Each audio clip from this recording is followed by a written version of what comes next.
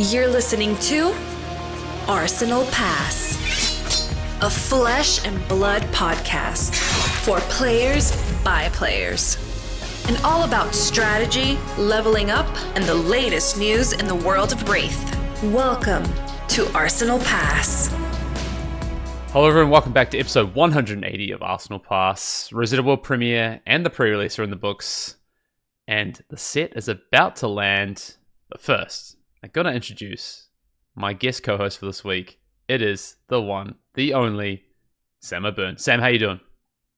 Dude, I'm great. I'm thrilled to be here. Thrilled to talk Rosetta and the world of FAB with one of my favorite people in the scene. So couldn't be more stoked to jump on the pod this week. Dude, we could have called this Talking Rosetta. I don't think we're gonna talk anything that isn't Rosetta this week, really, because we haven't recorded in like 2 weeks, really. I recorded with Yuha. I know you know who you are. You know Yuha. I listened. I listened. Yeah. we did a pre-record because I was traveling last week. And then I know you've been at the world premiere. You've been around Rosetta. You've got the early access. So I want to start first of all. Maybe let's take a step back. I want to talk world premiere, but maybe for those that for some reason don't know you, for some reason haven't been watching Free Floating, haven't been checking out the coverage over the last you've been on coverage now for about a year and a half, off and on. You've got the world premiere in Tampa Bay though, but for anyone that maybe doesn't know you, Sam, do you want to give us a little background? A little background. What's up? My name's Sam. I'm lucky enough to be involved with the coverage team, for a little bit. Starting back last year, Calling Indy was the first one. Got to do Pro Tour and Nats, and just most recently this world premiere in Tampa Bay. So I love what I do there. I have a little YouTube channel called Free Floating. We try to make fun, watchable gameplay for the game that we all love, and that's mostly the vibe, man. I'm just here having a great time and trying to help everyone else have a great time too. I love how you say little. Like your channel is not small anymore, and you guys are getting some serious watches on your gameplay videos, and for good reason. Like if for some reason you haven't checked out Free Floating's gameplay videos, please go and do so. You'll have some Rosetta stuff up pretty soon, I'm assuming. Oh yeah. We have our first Rosetta game with a very special guest, and I will just give a little hint for the listeners on the podcast. His name rhymes with Majin Bay, so he will be on the show for our release day celebration extravaganza. That will drop the day Rosetta releases, so probably very soon after this video drops. And it's a fun one. We got to have the Wizard Master in a set full of wizards, Oh man, I love Ragin Pay, my favorite wizard player. Great streamer. Great streamer. He was big into Legends of. What is it? Bloom Terror? All right, stop. No. Okay. Aside from that, world premiere, Tampa Bay. You were obviously on coverage, but you were around for the sort of the day preceding the calling for the actual world premiere. So did you get to play much? Like how was the weekend? Yeah, weekend. The vibes were electric, without a doubt. And in terms of actually getting to like jam some games, I made sure to. Almost every event I could. Technically on the Friday when we got off stream, there was like a 5-minute window to get into I think it was the 3 p.m. or the 4 p.m. sealed. And Ellie, who, God, she was such a rock star all weekend long. But she literally we got off stream. She made sure we were good with the team and just sprinted to get in. And I was the only person who had literally not been. I was on coverage all of Friday. Yeah. I did the deck field with Michael Fung, and then I was on all the coverage with her. So I got lunch. But then for the 6 p.m. events on both Friday and Saturday, I did get in. I went 2-1 dinner, both events, and it was honestly really fun. The set is great. It's an interesting sealed format. I'm excited to dive into it because I do think it's both simple and also really deep at the same time. But I'm honestly so stoked about the draft. The draft is fun. Was this your first world premiere experience? Yeah, I was almost able to go to Uprising back in 22, but I had work and I was not, as much. I had been to my first ProQuest that month, or that ProQuest season. I guess it was Uprising ProQuest season that I started to jam my first games, and I was almost able to go, and I was really nervous. I was going to go with some of my new friends that I had just met at the LGS, but I couldn't make it out. So this was the first one, and it was honestly a great event to go be at. It's actually pretty crazy. I mean, this is the first world premiere in the US since Uprising. Because Heavy Hitters, well, in Bright Lights, there was no world premiere, right? Heavy Hitters was New Zealand, of course, and then Mistveil, Part of Mistveil in Japan, in Tokyo. So first time back for a world premiere in the US. And from all accounts, what I heard, it kind of popped off, right? Like people were having the best time. It sounded like it went down really, really well. Yeah, I mean the vibes were truly so high. I mean, you had people finding cards, and just you could literally hear the cheers like ringing out through the event hall, especially when the Ira trailer dropped on the third day. You literally just had people like screaming and running up to people as their games are going on. I have a couple fun anecdotes that we can talk about a little later, but like that was so exciting, and honestly, it was just like always fun to be at these big kind of multi-game tournaments and be the big dogs in the room. Like, indisputably, like Flesh and Blood was the event to be at. It was by far the most represented, just like so exciting. Everybody was having so much fun. And having the stream be, honestly, it felt really good the coverage felt good. Sometimes it can be like, you're scrambling, there can be technical difficulties. There can be a tough metagame or something, this, that, or whatever happens. But like, even in the coverage booth, we were all just like, man, the games are great. The community's excited. Like, we're having fun. Like, I hope it stays like this. And luckily it did all weekend long. How about you though, man? How many world premieres have you managed to get out to? Well, I was lucky enough to get to Japan for part of the Mistveil, which was awesome. That was kind of a last minute thing. And then I was at New Zealand for the Heavy Hitters, and then I was at Uprising here in Sydney. So this is the first world premiere I've actually missed. I mean, I guess technically there was a Welcome to Wraith world premiere back in the day, which I also didn't get to. But I mean, of I guess the modern world premieres, this is the first time I've missed it. And it wasn't through kind of like lack of weighing it up and trying to potentially get there. But ultimately, you can't make them all, as you know. Yeah. No, it was a good one. I'm looking forward to. The experience was so good that I will be trying to, even if I don't work it. I actually had tickets purchased just to go before I found out I was going to work it. I just wanted to go play. I was like, I've never gotten to go to a world premiere. I want to go jam some games. But I then found out I will be going and I will be working. So it was fun. Any highlights from the weekend? I mean, I'm sure there's tons of highlights, but I guess any that you kind of want to throw out, or things that maybe you weren't expecting, or things that just left you with a really positive kind of feel, or excitement. I mean, for me personally, just watching and seeing like Lucas pick up the W, I think that's super exciting for Lucas and for that group of players, and he's an awesome dude. So but I don't know about you. Yeah, no, I'll piggyback on that train. I mean, I've had a couple pretty special moments at the end of callings. One back in Taipei, when we were both there watching Justin Koo take that win, and he came in and just broke it down in the booth and was so emotional and so happy, and just getting to share the moment with him was really special. And in a similar vein, though not as emotional, watching Lucas take down his kind of white whale throughout all of these tournaments, right? He's like, Hamilton's been had his number, man. And I talked to him like right before top 8 started. I talked to Lucas. I was like, dude, you got to get this one, but you got to go through Hamilton. And he was like, I know. I just need my first win, and then I'll be good. And he was like, I want it to be a big game. I was like, you're going to have your chance, my man. But honestly, the moment that came up, as you asked, was just watching him win the game and immediately just be like, you want a hug? Yeah. And they hugged it out immediately, right? And it was just like, it felt like if that is not a representation of what this community is and how special it truly is, like, I don't know what is. Like, these two guys have been battling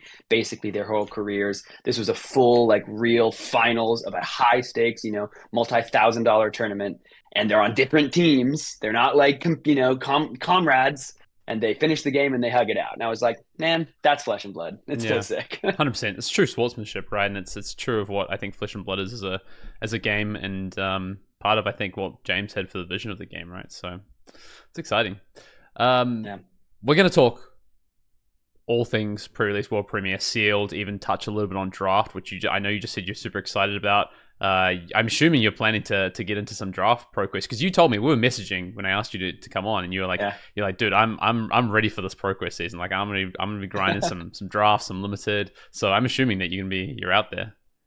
Yeah, that's the goal. I don't have a lot of time, and I know there's some people out there like, this guy's up there doing all the coverage. Where are his results? Where are his top 8s? And to them, I say, bro, I ain't got no time. I'm so busy, but I do think I should have a little window pre-Worlds, and I've been missing it. I've been missing playing, so that's the goal. Are you Worlds? Do we know? Are you casting? Are you playing? Are you hanging out?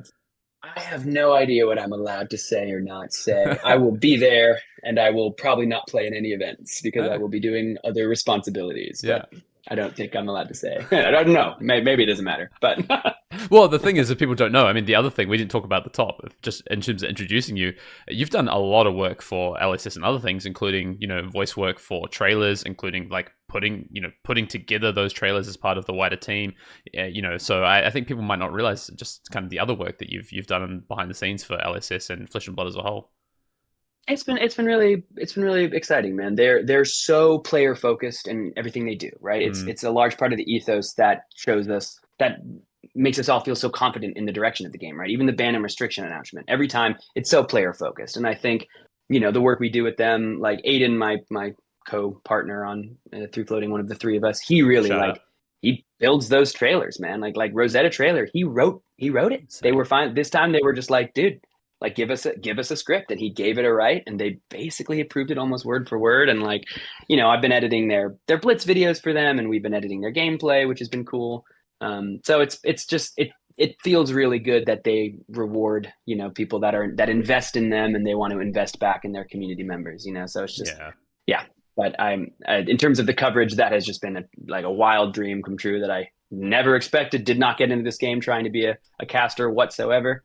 But I've been so thrilled, and the feedback from the community is what keeps me in it. Hearing players that I love and respect like come up and be like, dude, I like listening to you. You and Ponkage, or you and Ellie. It's like, that's what keeps me being like, okay, hell yeah. If a player that I know is real, like if they like what I'm doing, then I feel good about it. That's it, right? That's it. All right, first I want to hit up some news. Actually, you know what? First of all, this week in Flesh and Blood, did you get to play some pre-release? Because I know you've always been insanely busy. You've been working a lot. You're putting together a lot of outside of your day job of being an actor. You're putting together a lot of stuff for the Free Floating channel, editing some videos. Did you get to play some pre-release this weekend? I went to one. I got to one pre-release, and I'm glad I got to go. I went to my LGS that I go to every time I can. I made it out. I didn't listen to my heart, or no, I didn't listen to my gut. I listened to my heart. I was looking at the pool, and it was probably a Verdance pool, but I didn't have a perennial Aether Bloom, and I watched so many Verdances get fatigued by not having a perennial Aether Bloom to recur damage, which is the non-attack action that if it surges goes back on the bottom of your deck. So if you don't have that against a really even kind of mid Florian, sometimes you can just get run out of damage. But my lightning pool was super whatever, and I got to do the voice for Florian in these trailers, so I want to play Florian every time I can. And so I played a pretty bad Florian deck, and then I went 1-2 because I fatigued one Verdance, like I was worried what happened to me, and then I played two other Florian mirrors, and beginning of each game we both commiserate like, yeah, my deck is not very good. Their deck was just so much better than mine. Oh my god, it was crazy. So yeah, but then afterwards we got to draft, and we'll talk about that later. I had much more success. All right, well, I got to play one pre-release. As I was traveling back over the weekend from a work trip in the UK, but managed to get to one on Monday, which is cool. One of my local stores was doing pre-release on Monday. I played Florian. I didn't get to digest much last week. I kind of had this hectic work trip that just didn't allow me any downtime really. But on the plane on the way back, I started to watch some coverage from Tampa, and also start to digest a little bit of content and start to look at some of the cards. Rocked in on the Monday, had a little bit of an understanding, kind of my Florian pool, and I think maybe my my Lightning was like okay, and I was like, oh, maybe I can play Lightning here, but I think the Florian pool was like slightly stronger, so I played that and went like 2-1, and I was like, yeah, this was pretty good, but the gameplay was really enjoyable. So and then since then I've just tried to dive into, well, we'll get to about draft, but dived into the limited format in general and kind of what I think. So yeah, it's cool. How about CC though, man? Just like, as you're looking at these heroes, you're at the pre-release. Which one of the four are you just like, okay, but what does this look like with Majestics and Legendaries? That's the thing, right? Because we had no context prior to the World Premiere because of the way they did the previews. I mean, to be honest, the hero I got most excited about was actually Viserai, to be honest. For sure, yeah. But I think of the new heroes, it's probably Verdance or a Cilio. I think it's the Wizards, and I think that they're very different. And I think that's kind of what makes them pretty cool to me, honestly. Yeah.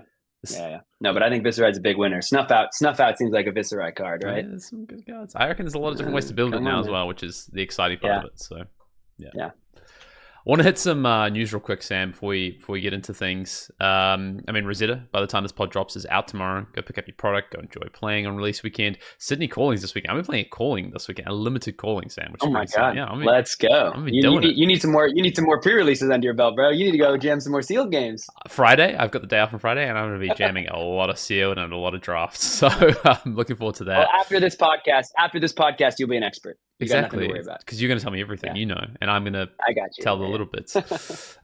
Sad day. It's a sad day, Sam. Reiner has hit Living Legend in Blitz. One of my boys, one of my OGs, out the door, heading off into the sunset for Blitz. So I don't know how to feel about that. It's it's making me a little bit sad after this skirmish season. I don't know how after your ill-fated experience back in that first world, you can be anything but overjoyed to be able to play the game with cards in your hand, my brother. The crazy thing is, so prior to Worlds that year, there was the Uprising World Premiere. There's the calling attached to it, the Team Blitz calling, which is honestly my favorite event I think I've ever played. By the way, and I want them to bring back Team Blitz for a calling in the very near future. But I played Reiner in that, and we went to top 4 actually, and I was running hot all day. I was like multiple like turn 1, turn 2 kills, like quad intimidate, double blood rush bellow, just some disgusting stuff.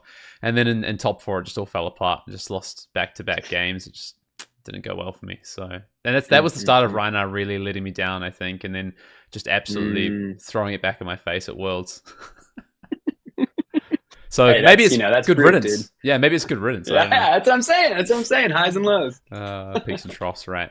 Anything else to hit? ProQuest is fast approaching, right? Or October 5th, 27th. We just spoke about that briefly. It's Class Constructed and Rosetta draft.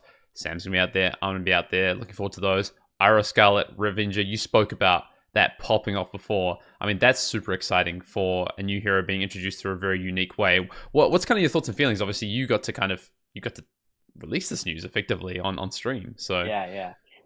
I mean, I think it's really kind of just a wonderful way to celebrate the 5 years. You go back to where it all began with the hero that so many players learned on. You still, at Tampa Bay, there's that gorgeous learn to play booth that they've created, and you can go learn with the Iradex. It's still a good and very supported way to learn the game of Flesh and Blood. And now people have been wondering, since they saw her, like, wait, can I play this in CC? And the answer has always been no until this 5-year anniversary. And the answer as well to the question of like, how are you going to celebrate the game with the people that can't make it to Worlds? Their 5-year anniversary events that are happening all over the world at the LGSs everywhere. I just think is an equally elegant way to distribute the hero. Make sure it's not going to be too pricey. Make sure you can get one if you want one. And I think honestly it's going to be really strong. I think that hero ability is nuts. So I think it's going to be a strong deck.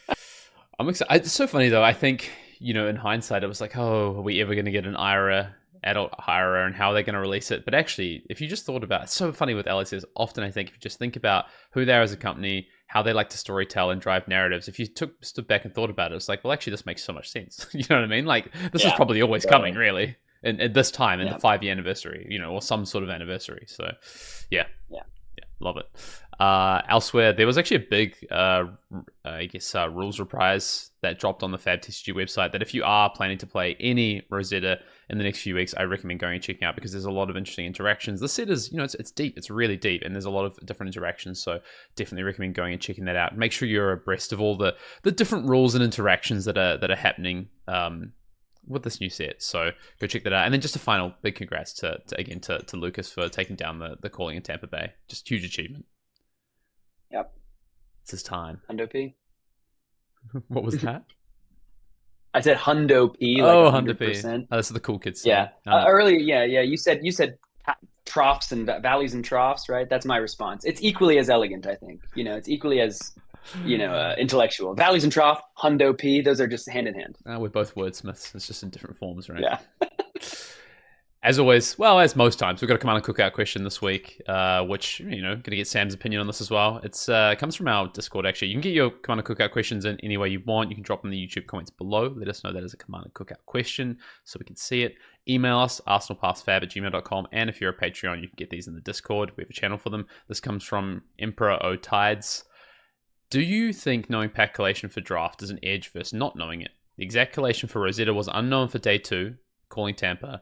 A lot of people they talked with had a lot of guesses, but no real conclusion, as each guess has cases where it was wrong. It feels like it could be an advantage for players that have access to resources, whether it be access to more pack data, more people to help deduce, etc., to more accurately deduce the correlation. Do you think this is fair, or should correlation be known up front? Sam, what do you think?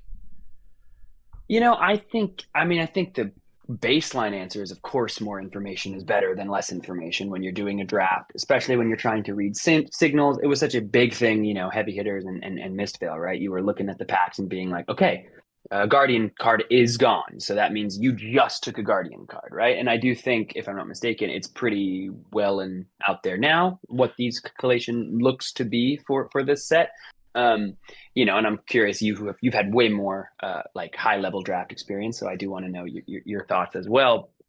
Also think there can be moments where if you're too locked in on what exactly was missing from a pack, you can almost read the wrong signals, or like you can get even more punished if someone makes a weird pivot, because if you've, let's say, like for the last 5 picks been just like, exactly like, okay, lightning, Runeblade, lightning. Okay, wow, look at this. I know exactly what these 3 players are. And then you take your next pack and a half with like just deciding in your head, like, I know 100% what these people are playing. I can make all my drafting decisions because I know this will wheel, because I know what they're playing, because I looked at the pack, and then they switch. That's where I think there can be some feels bad of people being like, no, you were supposed to be the thing that you told me you were when I looked at the pack and those cards were, you know what I mean? And like, I think sometimes people can get a little too locked into, watching the pack and blah, blah, blah. They do their whole draft. And then at the end, they're like, wait, I don't have enough blues because I was so worried about, what everybody else was picking. Or when this person switched, like, it completely messed me up because I was so ready for them I knew this card would wheel because they were a Runeblade in pack 1. So I think it's just part of the variance of draft, right? Like, sometimes you can really lean on it. Sometimes you can't as much, or it might bite you in the butt a little bit to do so. And I do think sometimes you're rewarded for just picking like picks 1 through 3 and being like, yeah, I'm going to be this, and I'm going to make people work around me. But what do you think, man? You've had way more of the high level draft experience than I've had. And I know from listening to this podcast, you're a big fan of knowing what's in the pack when you go into an event. So I am. I think it's funny you talk about the kind of, without saying it specifically, but you allude to the, blaming everyone else at the table but yourself for the way your draft turns out, right?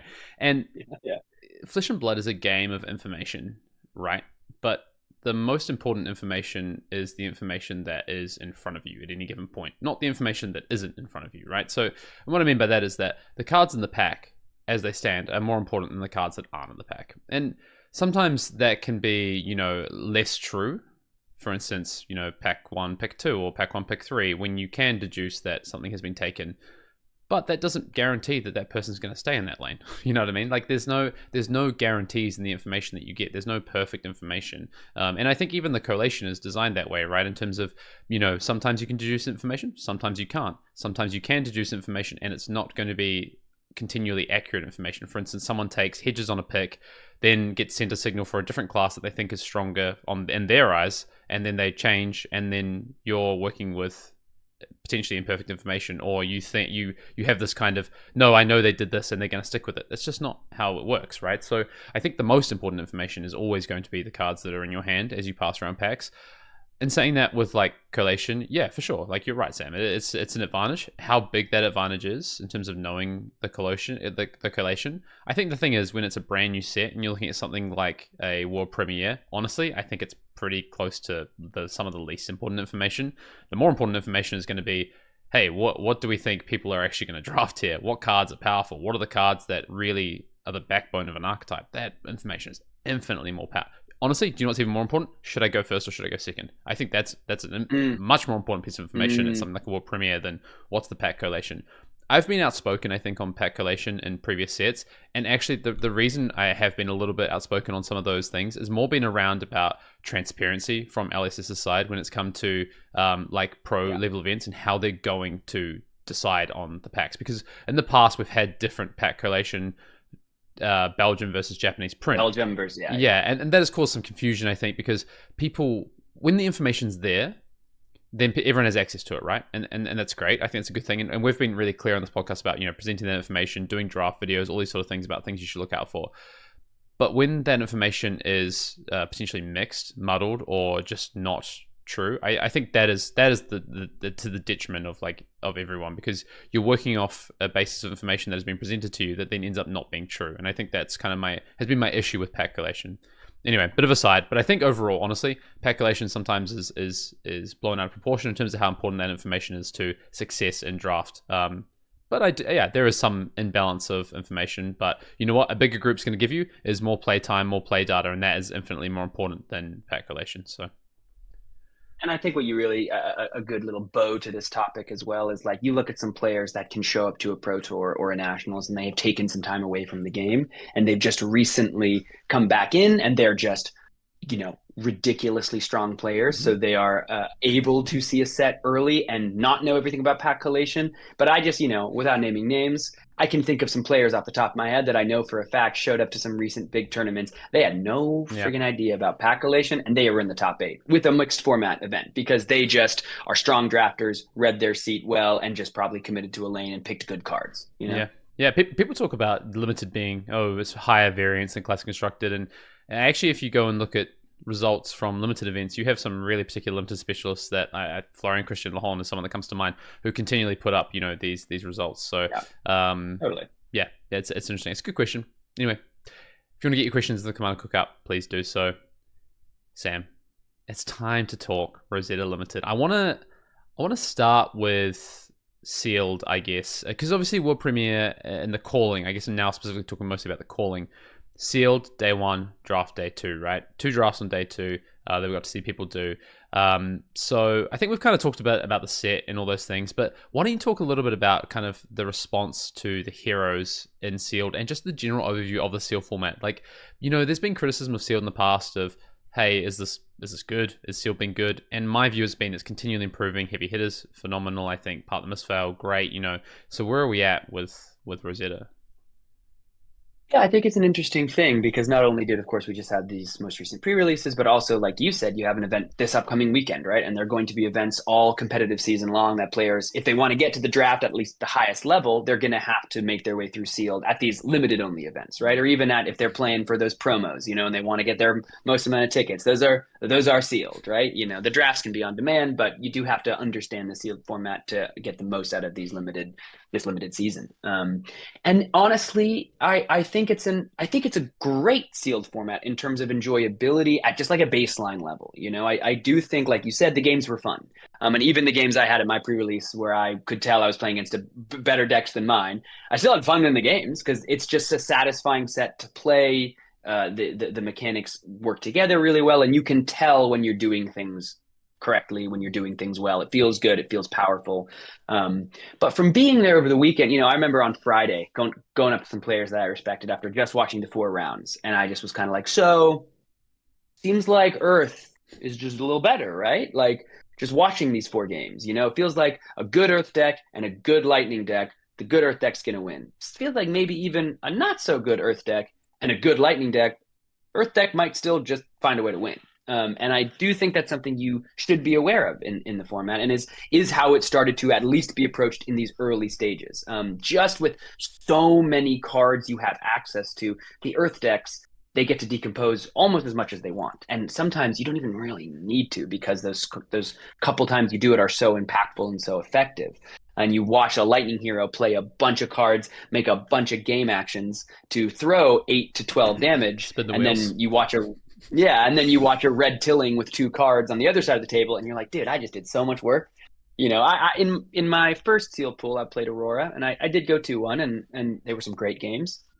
But I did feel myself kind of going like, Fry, 0 for 3, instant, my next thing gets +3, 6. and it was like a handful of reds, and I went 3-card 9, and I was like, this is not perhaps going to get me over the hump in a lot of these games because it's pretty exactly on rate, and it's a little easier, I think, for the Earth heroes to do things not only a little more above rate, but also the life gain element that they do have adds such a different dimension to the way they're able to play.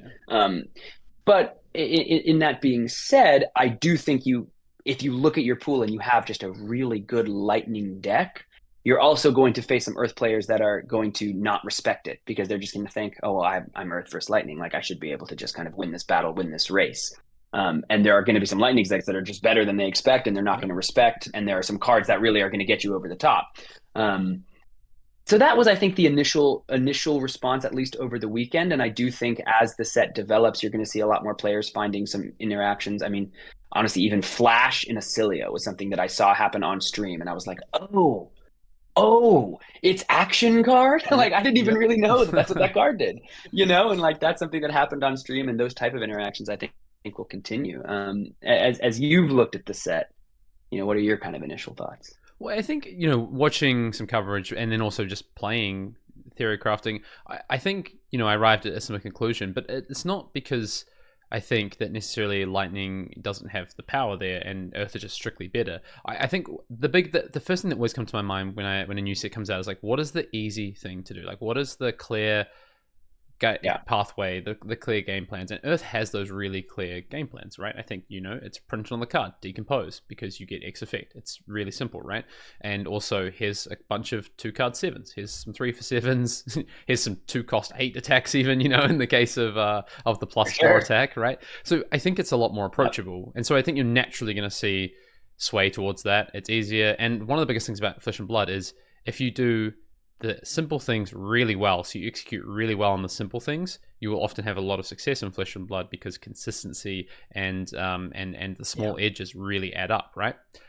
On the flip side of that, my view so far is Lightning has a lot more interesting interactions. It has a lot more setup based things. You have to use your arsenal in a lot more creative ways, I think.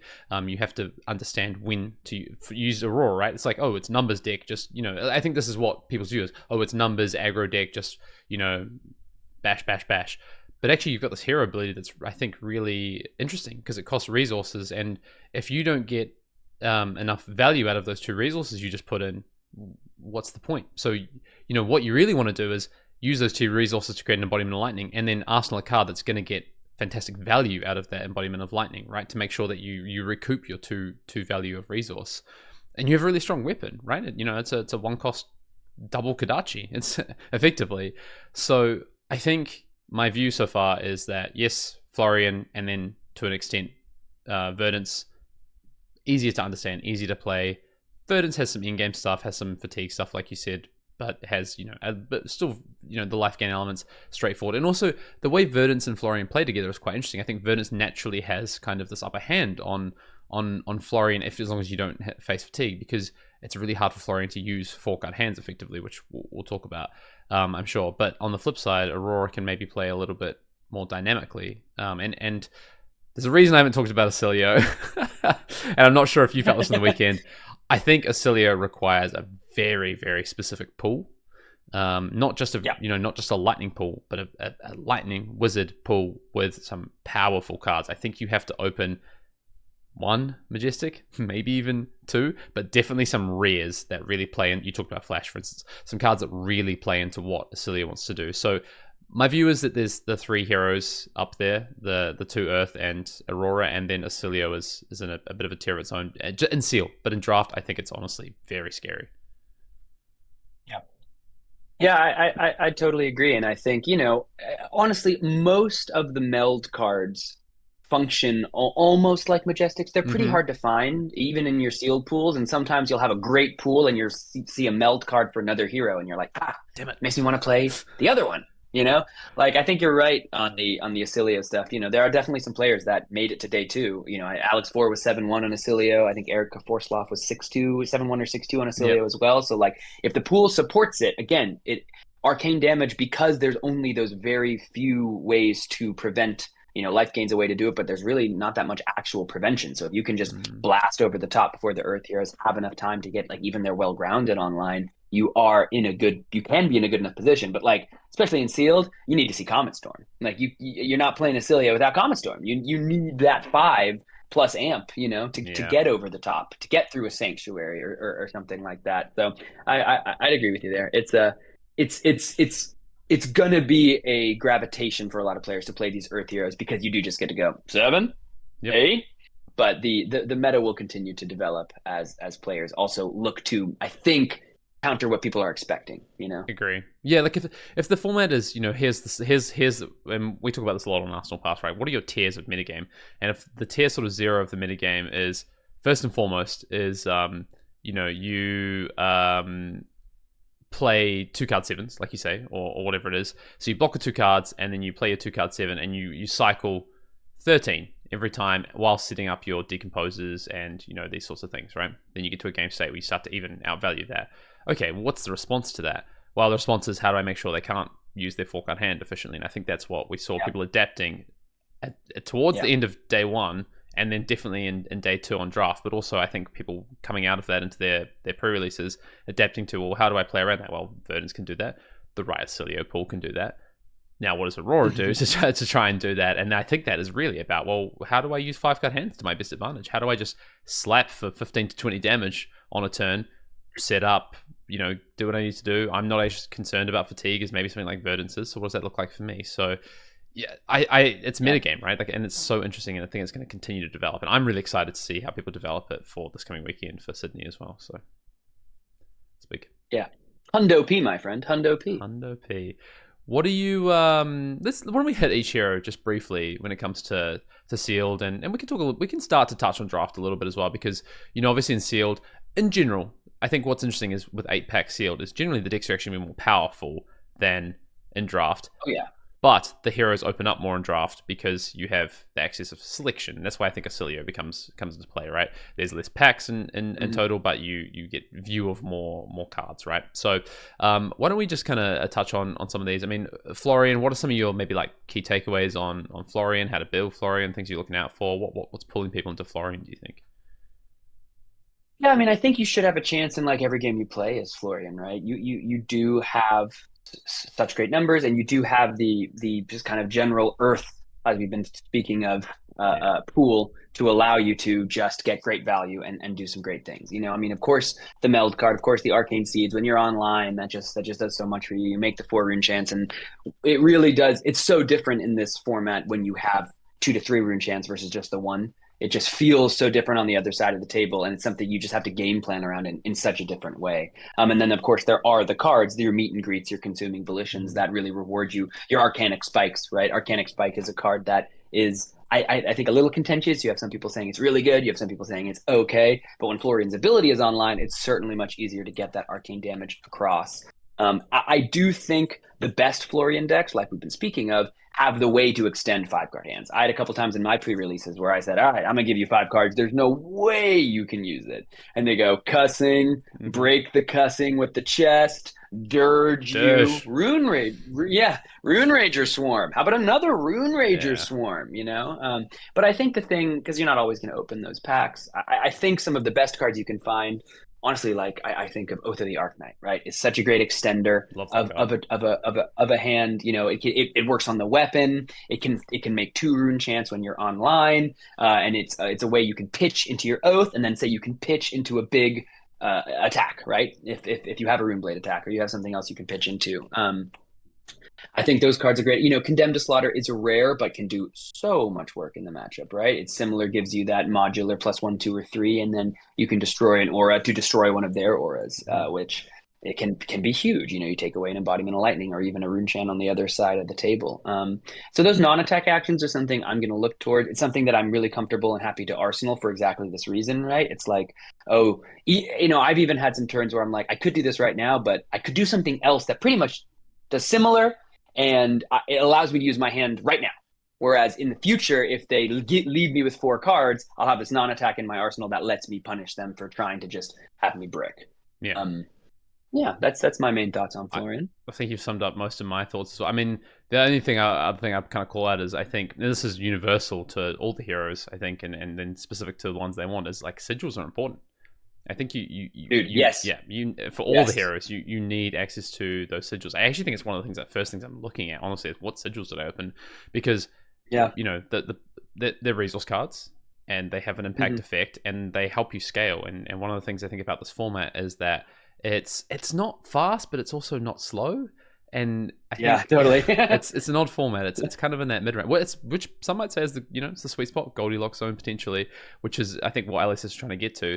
So scalability I think is really important. It just depends what it looks like, and I think sigils are some of the most important pieces of that. So I think I mostly agree. I mean, we can talk maybe just briefly. Like one of my insights on Florian is I think I really want like around 12 to 13 blues. Like I think, depending on my card pool and what I'm going to have there, sometimes, especially if I'm worried about, I've got a bunch of like 2 for 7s, like I can't brick on a blue. Like I really need to be able to play my blues. Whereas if I've got some ways to use, more red hands, then that's fine.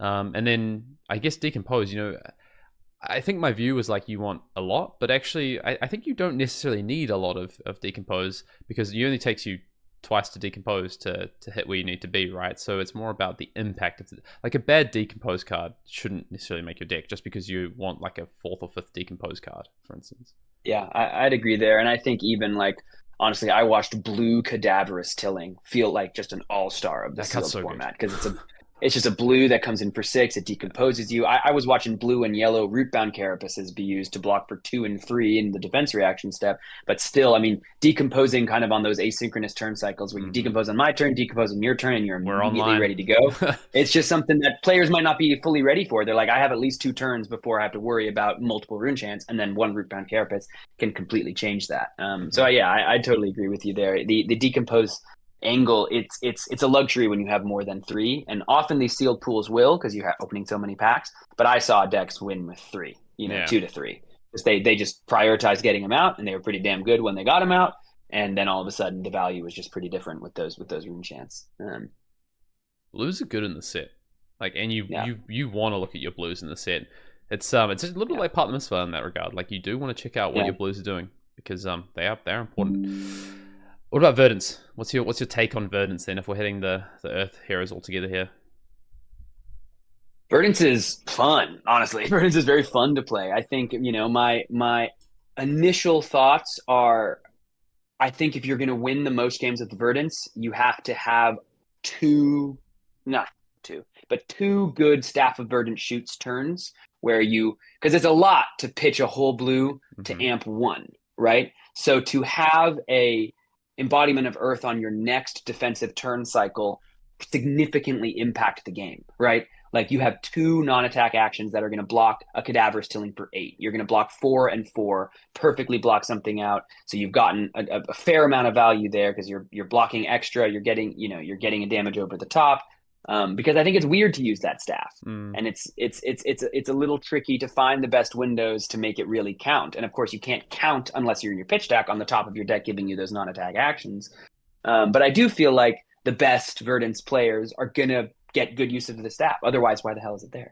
I do think a good Florian life gain deck. That's like the other thing that's a monster in sealed is just a Florian deck with like 15 life gain cards. Like it's just hard to beat. It honestly just is. Like it's just part of the format. If they open a pool with an enormous amount of life gain cards, you have to try to weather the storm. But I do think this is where some of the Verdance decks can, again, those life gain cards don't always extend the turn. It's not always fertile ground, right? It's not always harvest season. So sometimes it's a little trickier for these Florian decks to utilize all their cards. So the Verdance player will play slower.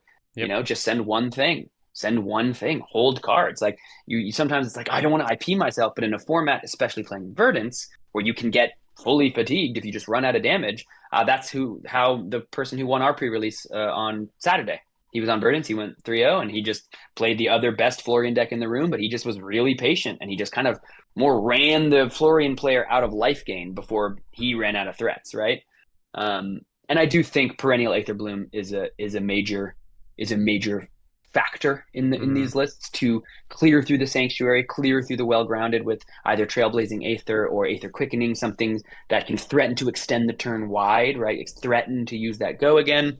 And then the Perennial Aether Bloom can really close the distance at the end. I also think Save the Thought is a card that I did not realize until the weekend. And I was talking to players about it and realized like, oh, this breaks the mirror a little bit. Like I played it in my Verdance pool on the second day, and it totally won me my Verdance mirror. And then I talked to Dan Rakowski, and he's like, "Oh, I fatigued 3 Verdances, and all of that. When they all played Red Save the Thought, he was like, "Is it good?" I was like, "Oh, it was good for me. I think it's good. It's really a little remembrance in a way to get. Yeah, it seems really good."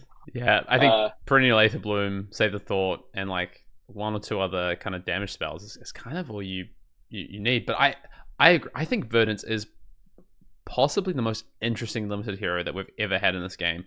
It has, you just talked about, IPing yourself, and sometimes that is the correct decision with Verdance. Verdance is very, very dynamic. There's a lot of decisions to be made. You have to think about how your in game is going to line up. You have to think about, okay, how am I actually winning this game, and maybe potentially getting around fatigue, obviously not having a weapon. Is it going to come around to something like a Perennial Aether Bloom? Are they holding up Sanctuary to try and avoid me being able to do that? If so, okay, how do I put on enough pressure that I have to also take cards from them? How do I make sure that maybe I have Aether Bloom set up for the in-game as almost like an Aether Bloom loop, but they have enough, like I don't have enough life to get through to that stage of the game. So it's such a balancing act with Verdance. And I think if all things being equal, I think a player who doesn't put a foot wrong, who plays absolutely perfectly with Verdance, can probably win with like a mid to below average pool, an 8-0 sealed event. It just is that dynamic. But on the flip side of that, if the Florian has a powerful deck and understands how they need to line up and set up, or the Aurora knows how they need to pressure and when to take the damage, etc., likewise, they can also counter it. So I just think Verdance is just such a dynamic hero. It has its risks, but it also has massive rewards. Yeah, and I watched a fair amount of Verdances, especially early on in the weekend, just jam every single life gain card they had, because they were like, I'm playing the life gain deck. I'm playing the deck that deals damage when I gain life. Like, here's how I win. And then they're up tremendous over the whole game versus, say, the Florian. But when we actually get to the end of the game, all they have is life gain, and your opponent has a weapon, and you're deterministically dead at that point, right? So it's something that, especially if players haven't had the chance to actually sit and play with the cards, you might think to yourself, oh, great, all these life gain cards. I'm chilling. But you do have to. It was literally what Michael Fung did on stream during our deck build. He had a Verdance deck lined up, and then I watched his kind of gears start to turn. He goes, wait, I don't think I can kill any of my opponents. How do I win games? Yeah. So he switched to Florian, and he had a ridiculous Florian deck, and he 4-0'd because it was better. That's how it works, right? I want to touch on, we've already talked about Acilio, right? Like the things you feel like you need to make this hero work. But is there anything else you kind of want to touch on? You said, about Comet Storm, obviously, the Flash. We talked about rares. Is there anything else from Acilio that you want to touch on? Yeah, I mean, Glyph Overlay is a rare, but is an important card for sure. Playing a bunch of sigils out and getting that extra reach, shuffling them back in, because as Acilio, I don't think you're going to be constantly churning through your deck, but I do think the best Acilio players and the best Acilio decks, they're not going to have the luxury to think too hard about, oh, I don't want to discard to Acilio here because I don't want to fatigue. It's like, you better friggin' discard, dude. You got to deal damage. Your first remit is deal damage. Yeah. So, I do think you want to have a good amount of those instant speed sigils. Something that I had a lot of fun playing with in Aurora and in Acilio, as I actually have played all 4 now over the draft and the sealed. The Helm of Brilliance can do some really interesting things in both heroes, and led to me feeling like I felt like the best player when I was doing cool stuff with the Helm and discarding and playing and then playing again. And I do think that's cool in Acilio, but it's also cool in Aurora. What's that card actually called? Like Flash of Brilliance, right? Is that what it's called? Flash of Brilliance, dude. Ellie all weekend was like, she literally was writing it down. She was like, it's Flash of Brilliance. Like, I'm sorry, it's the Flash, but it's in the Helm slot. It feels like it should be Helm of Brilliance. Or Crown or Tiara or something. Yeah. No, I think I echo that on Acilio. I think you've just, my number one watch out from a sealed perspective is like, you've got to look for these cards, and in draft it's like, just draft these cards early like that. I think that is what it is. So yeah.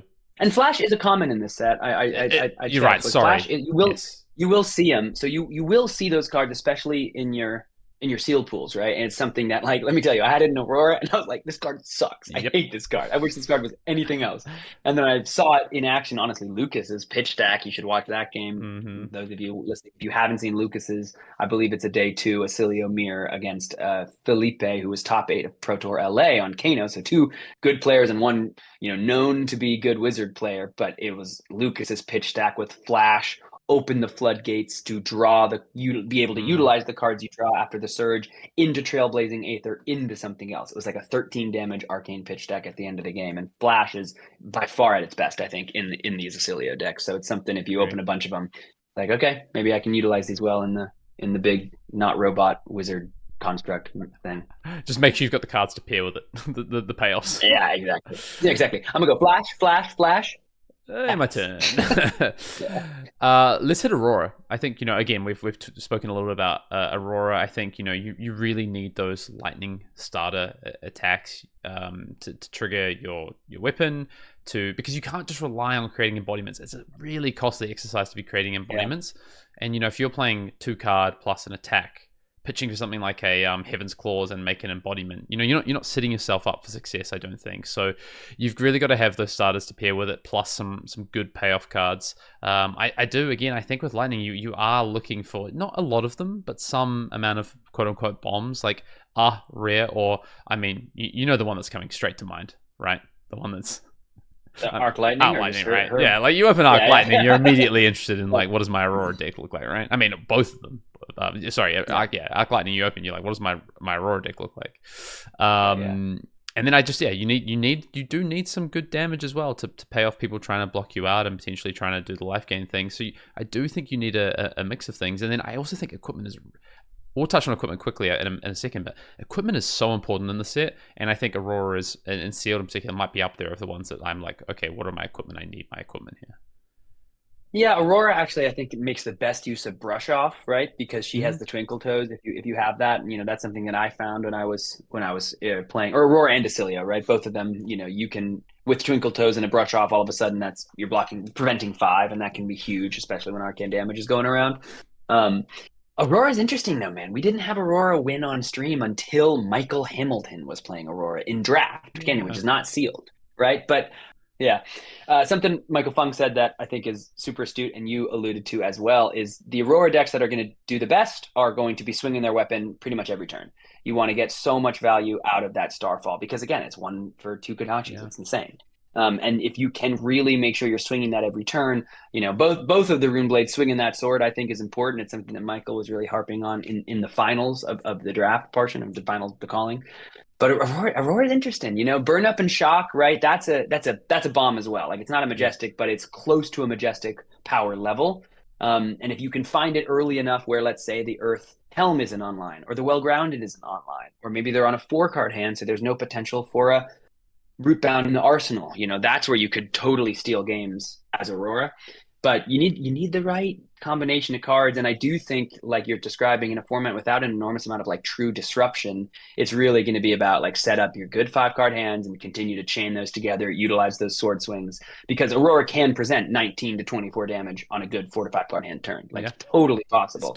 And sometimes that can get you over the top, and then you just need to get a little bit of damage to finish the thing out. And she can still play cussing with the chest, right? Which is totally also good in Aurora. Agree.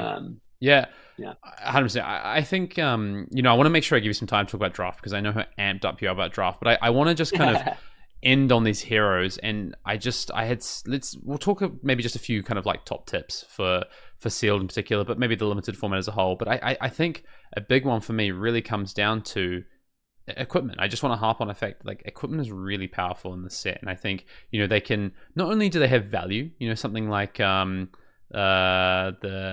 Earth Helm, right, which can blade break for 2 if you're turned on, but also a lot of them can actually set you up for incremental damage and be worth a whole card. Like you've got things like you just spoke about Twinkle Toes and what that can do on the defensive side, and pairing with other cards. You can see it with like the Wizard Arms, for instance, on the offensive side. So like there is a lot of kind of synergy in those equipment. But I guess any kind of like top tips, and then let's quickly touch on draft before we wrap up. I think I want to make sure you have that time. Yeah. I think we've hit on a lot of especially at the very beginning, talking about the most important things for the format. I do think if you're trying to truly like make your way, 6-2 day 2, like you want to look at those Earth cards. You want to give them a really hard long look, and it's not, I don't think, like blasphemous to say so. Those they have the higher floor, right? And they're a little easier to play. And honestly, in 8 rounds of a sealed tournament, sometimes having things that are slightly easier gives you a little bit of skill equity, or even just fatigue equity. Like you get a little more tired, but your plays make a little more sense. if your pool is nuts and cracked with lightning, you totally can win a bunch of games. You can go 7-1, you can go 8-0, you can go 6-2 and make day 2, but you just want to make sure your card pool, of course, really supports it. Yep, agree. I think you've kind of hit all the top tips I wanted to hit out there. Talk to me about draft. What's making you so excited about draft, and what are you feeling about draft? All the heroes seem to be viable in draft to me, which is great. Yeah, they're super viable. I mean, the thing about draft isn't what I like about it is that the decks are worse, which is a funny thing to say. But when all the Earth heroes are fighting for their decompose, all of a sudden it's hard to get 2 to 3 decompose cards, and sometimes they suck. And so it's a real opportunity cost to decompose. And yes, that means that sometimes these Earth heroes don't have to even hit their full 4 cards in the banish, get their hero ability online to even need to win games. But it just also means that the Earth decks are a little less oppressively value filled. The Lightning decks have so much more room to grow, right? I've seen 2 draft pods now where there's a 1 of Aurora, and it's by far the best deck in the pod. The draft I did after we didn't get to play for the 3-0 would have been me on Acilio actually versus that Aurora deck, and I would have smacked. That deck was nuts. Like, that deck was nuts. Yeah, I would have gotten murdered. But I think what I'm really excited about is watching the players deal with the fact that everybody's probably going to be fighting for the Earth cards. So there are going to be some players like me in that draft who's like, I'm pretty sure I'm just going to end up on Lightning and I'm not going to fight it. Like, if I'm going to just draft a good Lightning deck, and that should be pretty damn good. But then if too many players at that draft pod think that way, your Earth decks can be really good, because part of the balance is everybody's fighting for those cards. I do find the format, though, I've gotten to do 2 drafts and watch a bunch of drafts, of course, it's super interesting and it's super fun. And the fact that both Aurora and Acilio, excuse me, are so viable are part of what makes it fun. That Acilio deck, listen, I didn't perfectly draft it. I was going back and forth on Acilio and Aurora for most of pack 1, and I should have actually ended up Aurora. I ended up having a Verdance on either side of me, so the Wizard cards were a little harder to come by, especially after pack 1.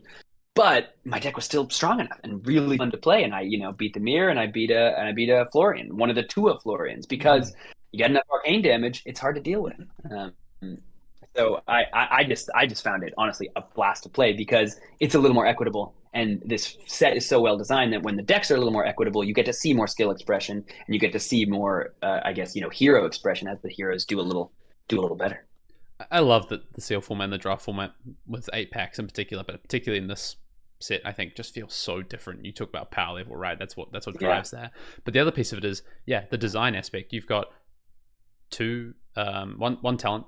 2 talents, 2 classes, 2 heroes within each, right? So you have this really dynamic split of how do you split the Earth cards, how do you split the Lightning cards, and then how do you split the class cards, right? And then, like you said, Lightning was open, but actually Wizard was closed, so I probably should have been the Lightning Runeblade, for instance, right?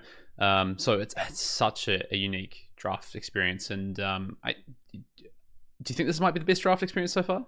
Like the actual, leave gameplay off for a second, because I think gameplay is interesting in itself, but the criticism has always been the draft experience has been lacking a little bit. Do you think this might be we're moving on?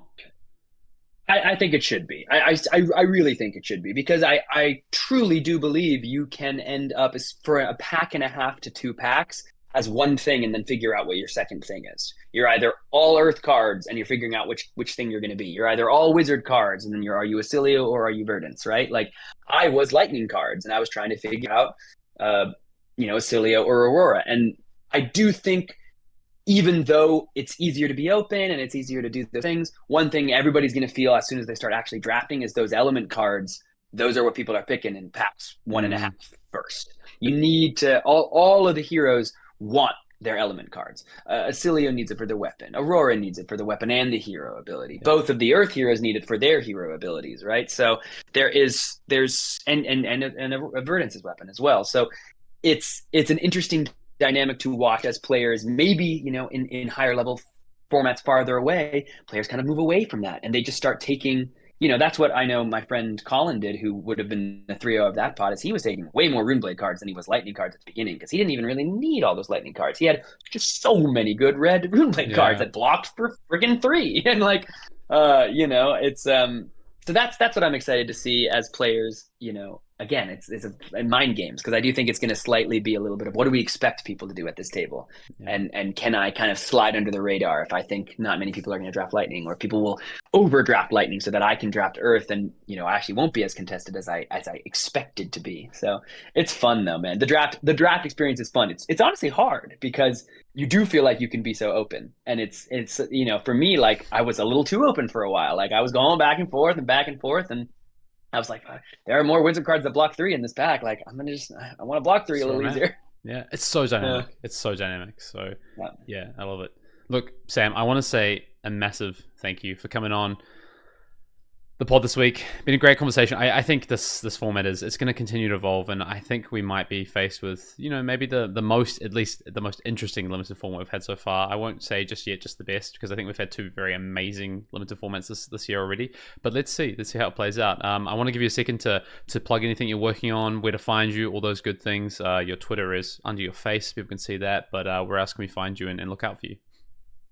Yeah, just check out the Three Floating YouTube channel. We've got some great Rosetta games coming up pretty in the immediate future, and some very exciting guests as well coming in October, which will be super hype, as well as some cool collaborations with LSS that will also be coming in October. But yeah, dude, thank you so much for having me. It's always a pleasure. I look forward to listening to AP whenever it comes out, and it's always an honor to get the call up to join the show. So I had a blast, and I'm looking forward to seeing how you handle this limited format, because I do think you're going to be all about the draft. It's really fun. Let's see how it goes this weekend. Hopefully I can make it to draft on day 1. But yeah.